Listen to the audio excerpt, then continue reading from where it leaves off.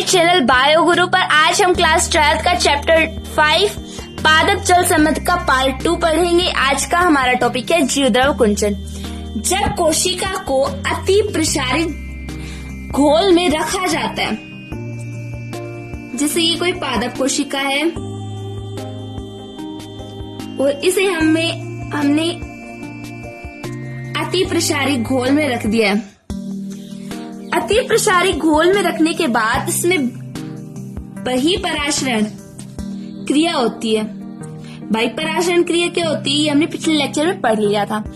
बहिःपराशरण होने के कारण इसका जो जीव द्रव्य है वो सिकुड़ जाता है, या तो मध्य सिकुड़ करके मध्य में या किसी कोने में, इस प्रकार ये जीव द्रव्य सिकुड़ जाएगा, क्या तो मध्य में या किसी कोने में संकुचित हो जाता है। इस स्थिति को जीव द्रव कुंचित और इस क्रिया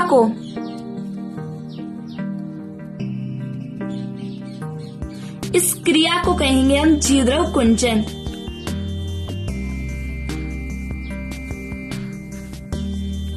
जीव द्रव्य कुंचन। एक बार फिर से देखिए, जब कोशिका को अति प्रसारी घोल में रख दिया जाता है लंबे समय तक, तो उसमें बहिःपराशरण क्रिया होती है। बहिःपराशरण होती है तो ये जीव द्रव्य इसका एक सिकुड़ जाता है और सिकुड़ करके या तो इसके मध्य में या फिर किसी कोने में संघनित हो जाता है, इकट्ठा हो जाता है। इस स्थिति को जीव द्रव्य कुंचित और इस क्रिया को जीव द्रव्य कुंचन कहते हैं। ये ध्यान रखिए कि जीव द्रव्य कुंचित इसकी स्थिति को कहेंगे और इस क्रिया को जीव द्रव्य कुंचन कहेंगे। नेक्स्ट टॉपिक है हमारा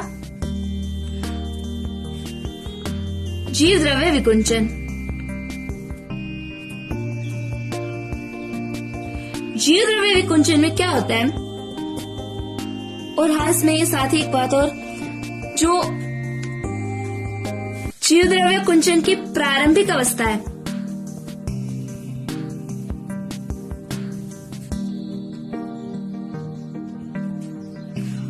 इसे प्रारंभिक जीव द्रव्य कुंचन भी कहते हैं।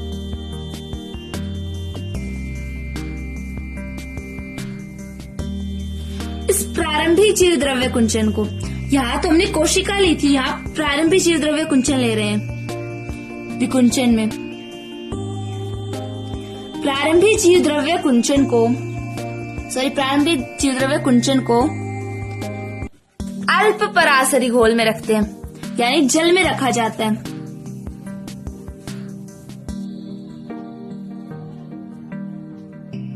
इसमें जीव द्रव्य ये सिकुड़ा हुआ है और यहाँ पे जो हमें अल्प पराशरी घोल में यानी जल में रख दिया है, तो इसमें अंतःपराशरण क्रिया होगी। अंतःपराशरण और बहिःपराशरण हमने पिछले लेक्चर में पढ़ लिया था।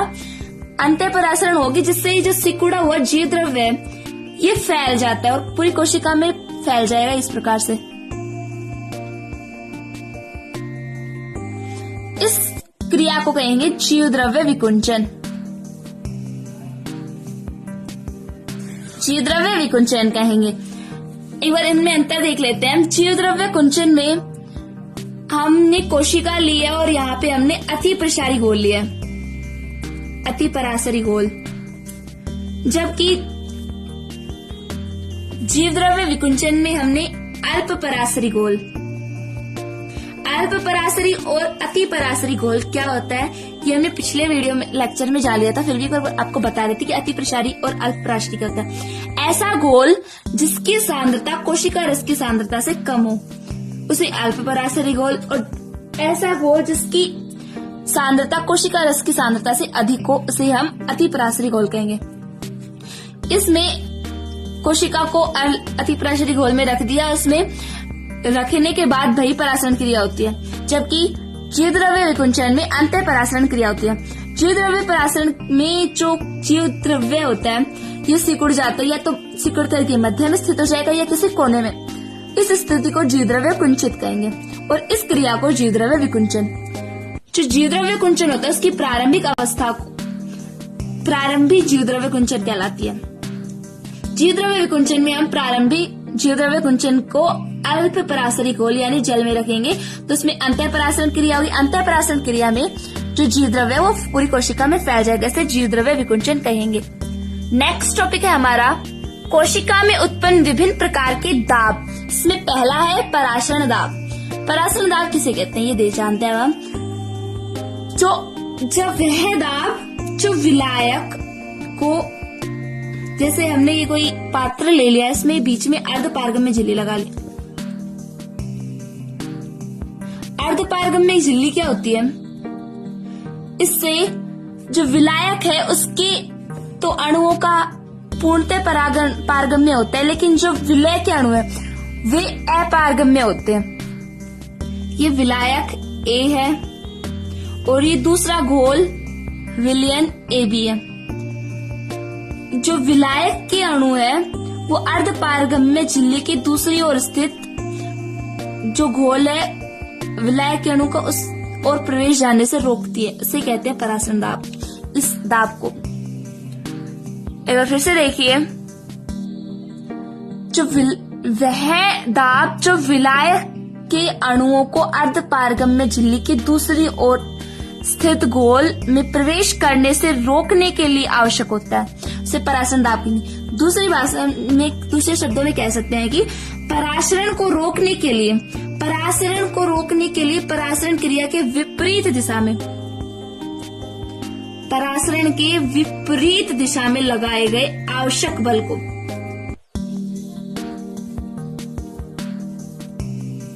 जो आवश्यक बल लगाया जाता है उसे ही पराशरण दाब यानी ऑस्मोसिस प्रेशर कहेंगे, ओपी कहेंगे। नेक्स्ट है हमारा स्फीत दाब यानी टीपी। जब कोशिका को जल में रखते हैं, जैसे हमने कोई बीकर ले लिया, उसमें हम पादप कोशिका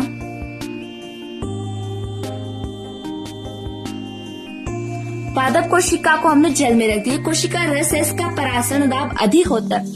पराशरण दाब अधिक होने के कारण जो जल होता है वो कोशिका के अंदर प्रवेश करता है।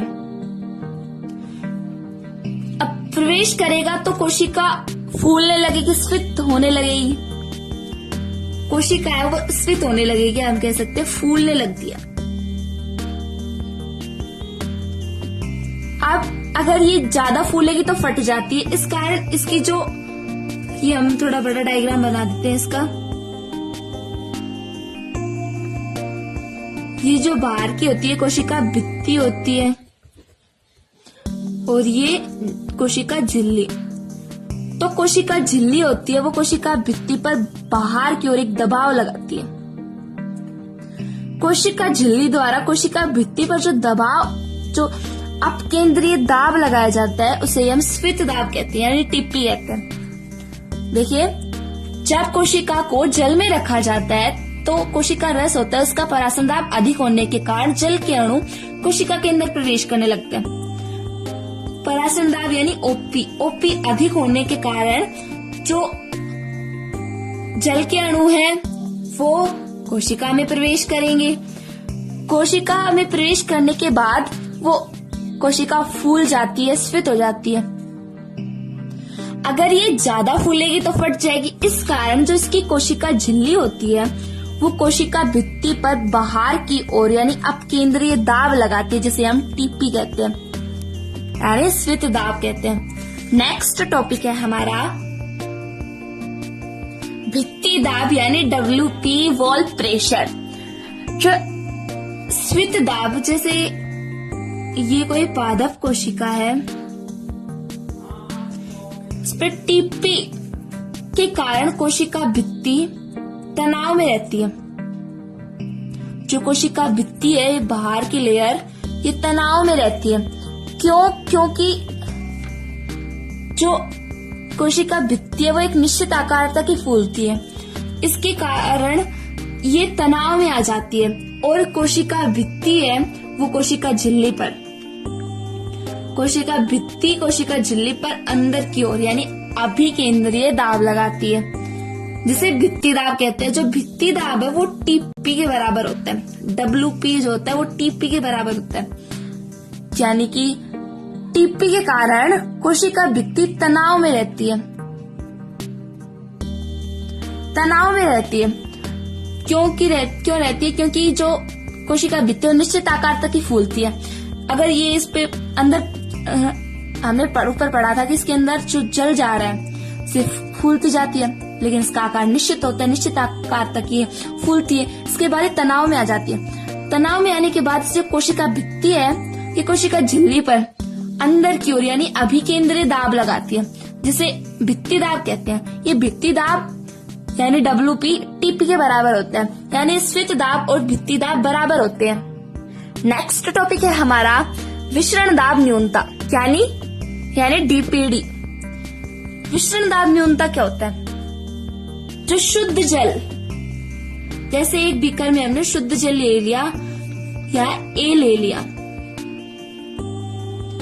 और दूसरे बीकर में हमने शुद्ध जल में यानी विलायक, शुद्ध जल को हम विलायक भी कह सकते हैं। विलायक क्या होता है और विलेय क्या होता है, एक बार ये जानिए पहले आप। विलायक और विलेय, विलेय क्या होता है? वे घटक जिनकी मात्रा अधिक होती है वो विलायक होते हैं और जिनकी मात्रा कम होती है वो विलेय होते हैं। विलायक को हम A से लिखते हैं और विलेय को हम B से लिखते हैं। ये विलायक और विलेय, जो विलायक है अब उसमें हम विलेय डाल देते हैं। जैसे चाशनी होती है, जैसे कि हम पानी लेते हैं 100 ml, उसमें 100 ml पानी और 10 ग्राम चीनी डाल देते हैं, तो इसमें ज्यादा कौन सा है? जल, तो ये विलायक हो गया। जो चीनी है ये कम है, ये विलेय हो गई। अब हमने दूसरा बेकर ले लिया, इसमें हम विलेय डाल देते हैं, यानी विलेय डाल दिया, इससे ये बन गया विलियन। इन दोनों को संयुक्त रूप से हम विलियन कहते हैं। अब ये विलियन बन गया विलेय डालने के बाद। तो शुद्ध जल या विलायक का जो विसरण दाब होता है, इसका विसरण दाब है, ये उच्चतम होता है।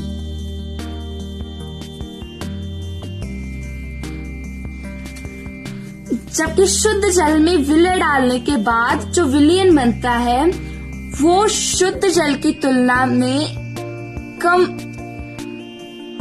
जो इसका विसरण दाब है विलियन का वो कम होता है शुद्ध जल की तुलना में। हम ये कह सकते हैं कि जितनी विलियन की सांद्रता होगी उतना ही इसका विसरण दाब कम होगा, यानी विलियन जितना अधिक सांद्र होगा विसरण दाब उतना ही कम होगा।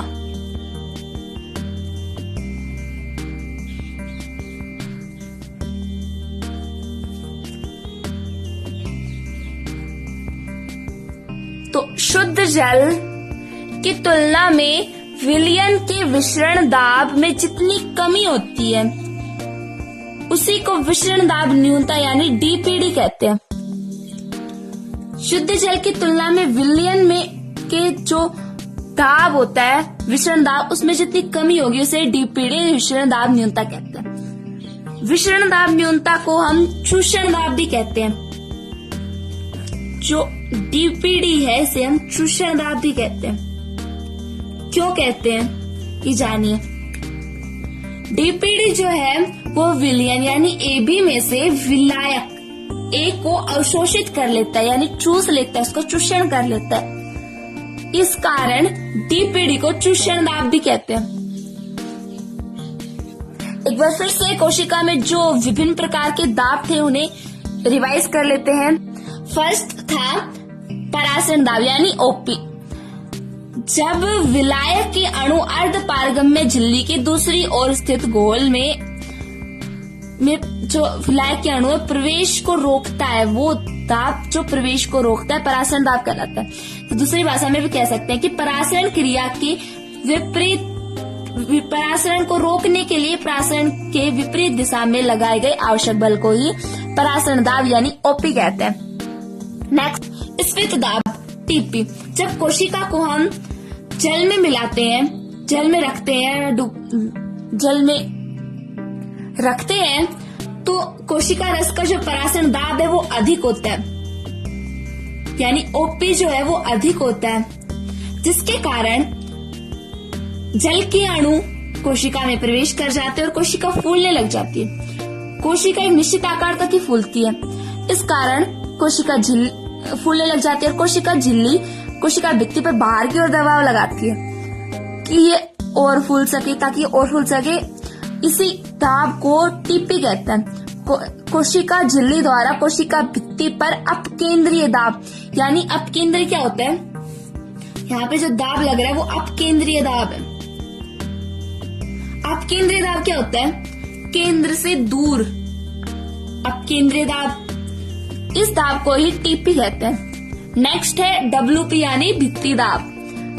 टीपी के कारण जो कोशिका भित्ति तनाव में आ जाती है, क्योंकि जो कोशिका भित्ति वो निश्चित आकार तक ही फूलती है। इसके बाद जो कोशिका भित्ति होती है वो कोशिका झिल्ली पर अपकेंद्रीय दाब, यहाँ पे जो दाब लग रहा है उसे कहेंगे अभिकेंद्रीय दाब। अपकेंद्रीय दाब तो केंद्र से दूर और ये केंद्र के पास यानी केंद्र की ओर दबाव लगाती है, इसे कहेंगे भित्ति दाब। जो भित्ति दाब डब्ल्यूपी होता है वो स्वित दाब टीपी के बराबर होता है। नेक्स्ट है विसरण दाब न्यूनता यानी डीपीडी। शुद्ध जल या विलायक का विसरण दाब उच्चतम होता है। जब इस शुद्ध जल में हम कोई विलय डाल देते हैं, यानी विलायक में विलय डाल देते हैं तो ये विलयन बन जाता है।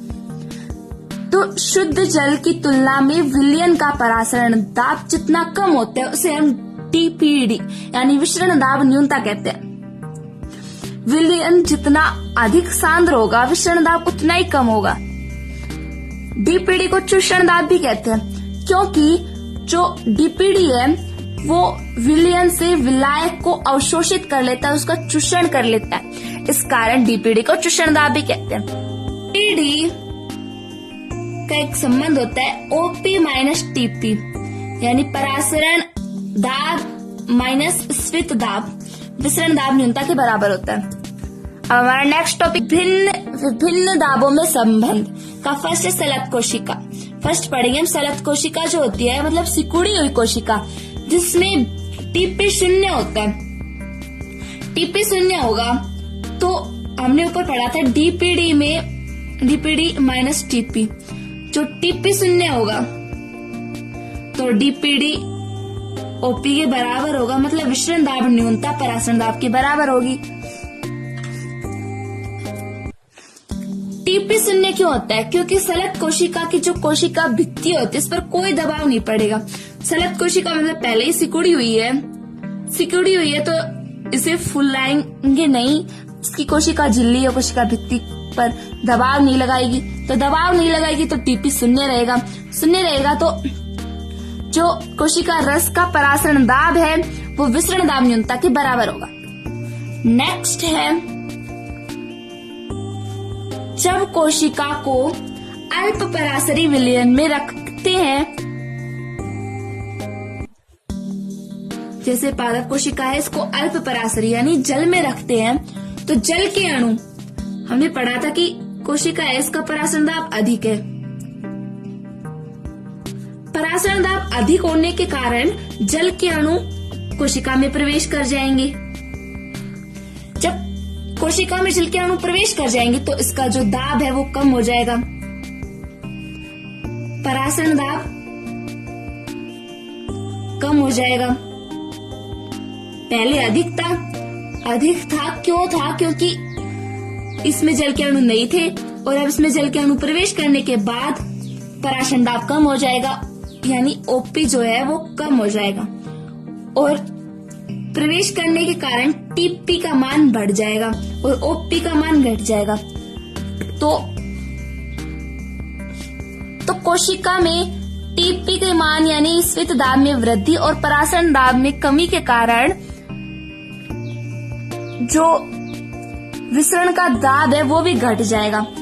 कैसे घटेगा तो देखिए, जैसे डीपीडी हमने पढ़ा था ऊपर, डीपीडी बराबर ओपी माइनस टीपी। यहाँ पे जो ओपी है ये तो कम है और टीपी अधिक है, तो ओपी अधिक और ओपी कम और टीपी अधिक होने के कारण डीपीडी भी कम होगा। जैसे जैसे मान लीजिए ओपी का मान है कम ले लेते 4 और टीपी का मान बढ़ा लेते हम 2, तो डीपीडी का मान हो गया वो कम हो गया 2 हो गया, वरना ये पहले था 6 माइनस 1, क्योंकि पहले ये था ये कम हो गया और ये बढ़ गया, इससे 2 आ गया, तो डीपीडी के मान में कमी आ गई।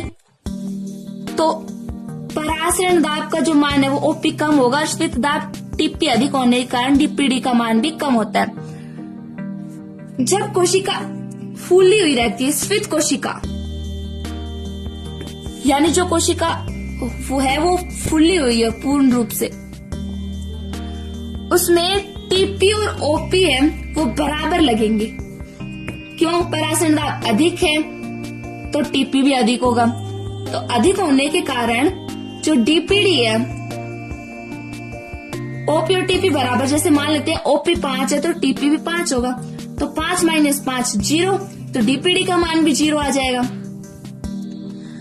लेकिन फिर से समझिए, जो विभिन्न दाबों में संबंध है, इसमें सलत कोशिका होती है, उसकी कोशिका भित्ति पर कोई दबाव नहीं पड़ता, इस कारण जो उसका टीपी होता है यानी स्फीत दाब वो 0 होता है।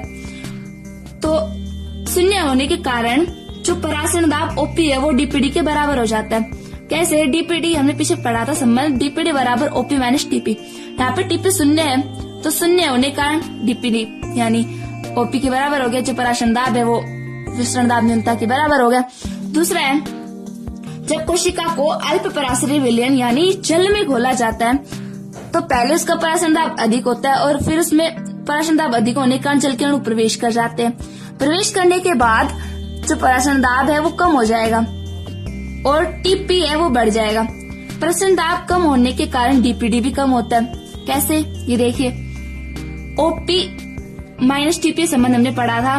जैसे पहले तो इसमें था 6 माइनस 1, जो 6 ये ओपी है और ये टीपी है, तो इसमें पहले डीपीडी 5 आ रहा था, लेकिन जो ओपी है ये कम हो गया, 4 हो गया, और टीपी बढ़ गया, 2 हो गया, तो 2 आ गया, जिससे परासरण दाब कम ही हो रहा है। जब कोशिका स्फीत रहती है मतलब फूली हुई रहती है, पी और टीपी बराबर होते हैं, यानी परासरण दाब और स्फीत दाब बराबर होते हैं, इस कारण से डीपीडी का मान 0 आता है। कैसे? जैसे हमने ओपी 5 ले लिया तो टीपी भी 5 होगा, ओपी में से टीपी घटाएंगे तो 0 प्राप्त होगा। या यहाँ पर ऐसे भी कर सकते हैं, चूंकि ओपी बराबर है टीपी के, मान रखने पर तो 0 प्राप्त हो गया। अब इसमें एक संबंध है, उसे हम ग्राफ के माध्यम से समझेंगे। ओपी, डीपी और टीपी यानी परासरण दाब, स्फीत दाब और विसरण दाब न्यूनता यानी चूषण दाब के मध्य संबंध पढ़ेंगे ग्राफ के माध्यम से। देखिए, समान दाब होता है यहाँ पर,